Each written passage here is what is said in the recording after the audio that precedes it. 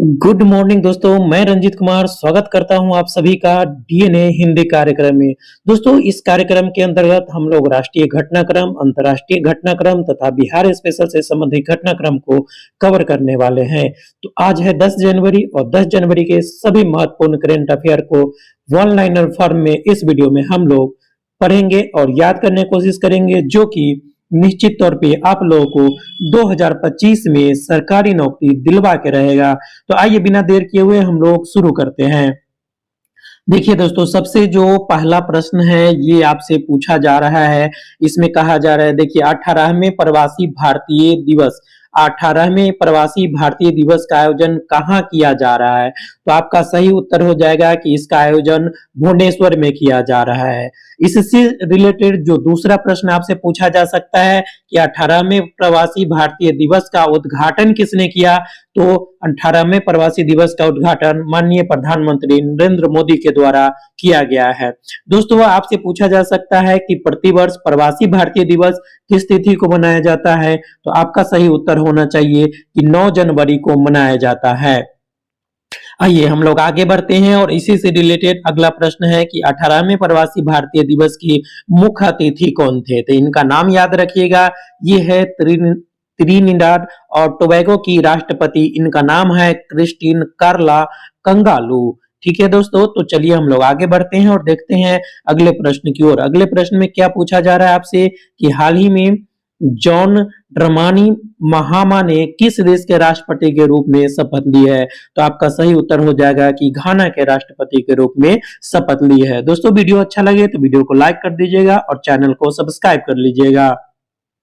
चलिए दोस्तों आगे बढ़ते हैं और देखते हैं कि अगला प्रश्न क्या है। देखिए दोस्तों, ये सभी 10 जनवरी 2025 का करंट अफेयर है, जो कि आने वाले सभी परीक्षाओं के दृष्टिकोण से महत्वपूर्ण है।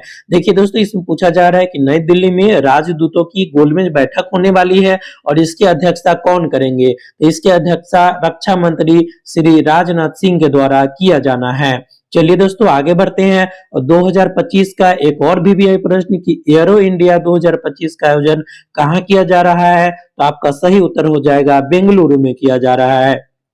चलिए दोस्तों अगले प्रश्न की ओर बढ़ते हैं कि विश्व हिंदी दिवस 2025 का थीम क्या रहा है? तो आपका सही उत्तर हो जाएगा कि हिंदी एकता और सांस्कृतिक गौरव की वैश्विक आवाज। ये जो है आपको विश्व हिंदी दिवस का थीम है, इसको आप लोग याद रखिएगा।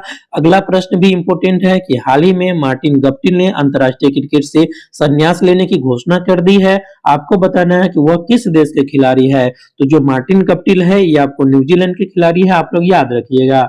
चलिए दोस्तों आगे बढ़ते हैं और अभी तक हमारे चैनल को आपने सब्सक्राइब नहीं किया है तो चैनल को सब्सक्राइब कर लीजिए। देखिए दोस्तों, अब हम लोग का एक बहुत बड़ा भारी मुसीबत रहता है कि जो बिहार का जो करंट अफेयर है, इसका जो है कोई सोर्स बेहतर नहीं मिल पाता है और न ही इसके बारे में कोई बहुत ज्यादा बात की जाती है। लेकिन बिहार के एग्जाम के दृष्टिकोण से ये सीरीज काफी आप लोग के लिए बेहतर होने वाला है।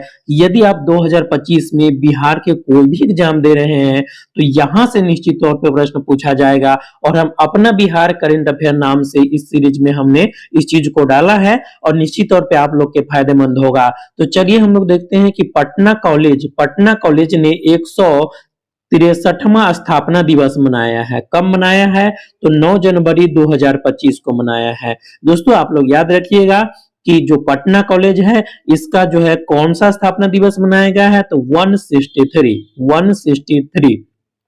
दोस्तों हाल ही में यह घोषणा किया गया है कि गोपालगंज में, यानी बिहार का जो गोपालगंज जिला है, वहां पे गंडक नदी में बिहार का पहला घड़ियाल अभयारण्य बनाया जाएगा। तो ये जो है काफी इंपोर्टेंट है दोस्तों। और इसके अलावा दोस्तों एक और भी है प्रश्न कि हाल ही में कैमूर पहाड़ी में, जो कैमूर का पहाड़ी है, कैमूर पठार पे, तो उस पहाड़ी में 10,000 वर्ष से अधिक प्राचीन अवशेष के प्रमाण मिले हैं। यानी यहाँ पे ये जो है आपको प्राचीन काल से लेके आधुनिक काल तक जो है मानव यहाँ पे बसते थे और इनके जो है अवशेष मिले हैं। तो ये जो है आपको बिहार से रिलेटेड प्रश्न है दोस्तों। चलिए हम लोग आगे बढ़ते हैं।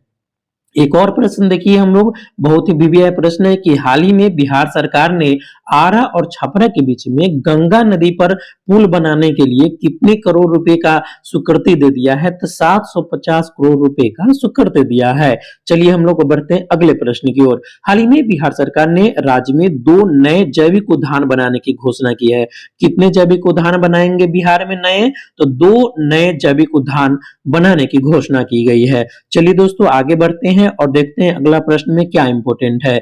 ये पूछा जा रहा है कि राष्ट्रीय फीडे रेटिंग शतरंज प्रतियोगिता 9 जनवरी से लेकर 13 जनवरी तक 2025 तक कहां मना आयोजित किया जा रहा है? तो ये पटना में आयोजित किया जा रहा है और इसमें जितने भी लोग जो है इस प्रतियोगिता में जीतेंगे उसका हम लोग आगे वीडियो में डिस्कस करेंगे। दोस्तों इस वीडियो में इतना ही, मिलते हैं हम लोग नेक्स्ट वीडियो में। दोस्तों यदि आप हमारे चैनल पर नए हैं, वीडियो अच्छा लग रहा है तो चैनल को सब्सक्राइब कर लीजिए। आपके सब्सक्राइब करने से जैसे जैसे मेरा सब्सक्राइबर बढ़ते जाएगा वैसे ही हम लोग वीडियो के सीरीज में नए नए टेस्ट सीरीज हम लोग लॉन्च करेंगे और ये जो टेस्ट सीरीज होगा वो भी बिल्कुल निःशुल्क रखा जाएगा।